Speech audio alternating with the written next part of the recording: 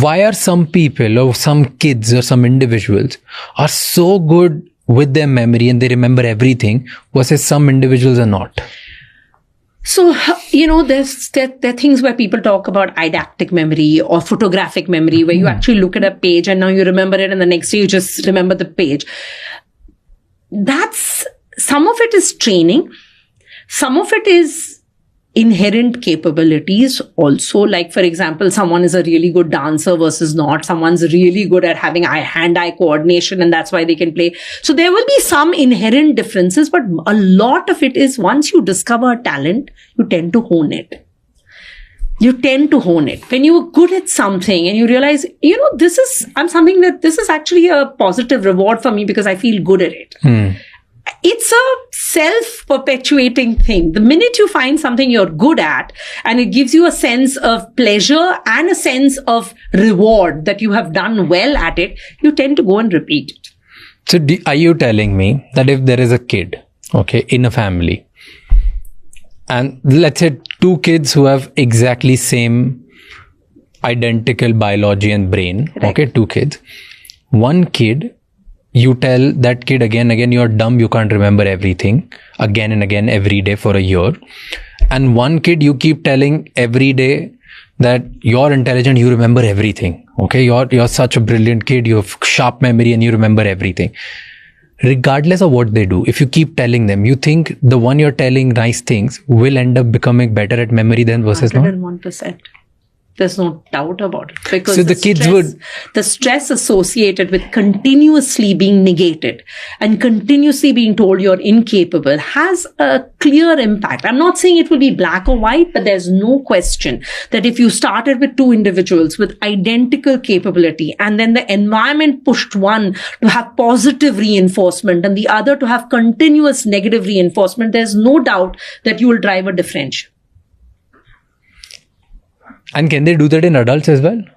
To a lesser extent, but absolutely to a lesser extent, because the brain is much more plastic and much more open to change in a younger nervous system. So your first 25 years of your life, that's a window in which there's much more plasticity than in the second 25 and the last 25. It's downhill after that first 25. It moves in the other direction. So plasticity is reducing in the range of what it can do. So when I say plasticity, it means the ability of your brain to change, to effectively change in response to environment. Our brain is like I said, its job is to take in information from the environment and make change to be able to adapt better to the world.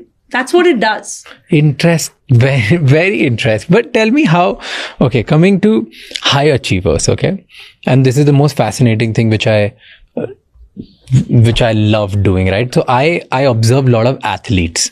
And just for the fun of it, like how do they perform? How do they come to the court? What do they do in practice? And all the videos I can find out, right? There's one identical thing you will find out in, I think, thousands of Olympic athletes, And you will see that probably you know it already, is when like you look at all the runners or anyone, the moment there is like this, the gun, right? The body moves. Yeah. Have you seen it? Like it's a prep. It's a prep, right? It's an internal prep of the brain before anything actually happens. So what I was seeing, I was looking at this one runner whose race was next. And he was in the stands and he was watching it. This is Olympic going on. And I think it was like a 400 meter race and next was 100 meters, something like that. This guy was standing here. The race was there and they put a gun trigger for that race. But this guy in the stand, he was like in a resting mode. His body moved.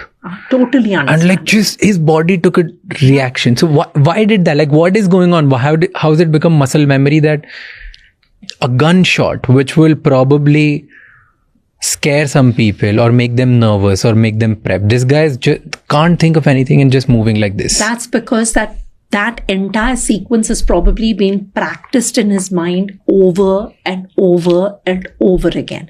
It's the same with someone like a concert pianist, which is if you are hearing So I'll give you this is a good example because a concert pianist is actually a good way of, so, when you move your fingers in a particular way, those individual fingers have representations in the brain. And so that part of the brain is getting active as you're moving that finger. And even before you move the finger, there's something called the premotor, which is before the sequence starts, you imagine it and you start playing it. Now, let's say I'm a concert pianist and you are playing the same sequence. I'm not even moving my fingers. I'm listening in the audience.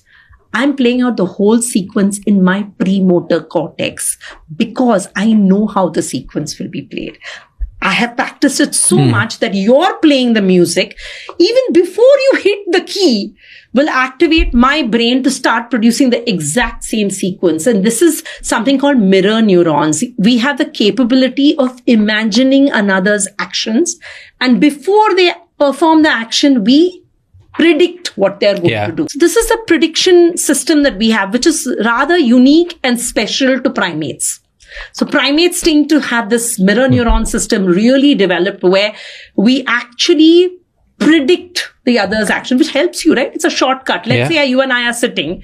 If I have a good idea of how you're going to behave, what you're going to do, then it makes this conversation so much easier. It flows because I'm predicting what you're going to do. And that's what we're doing in all social interactions. Yeah. We're mimicking the other person's potential action by imagining what they likely will do.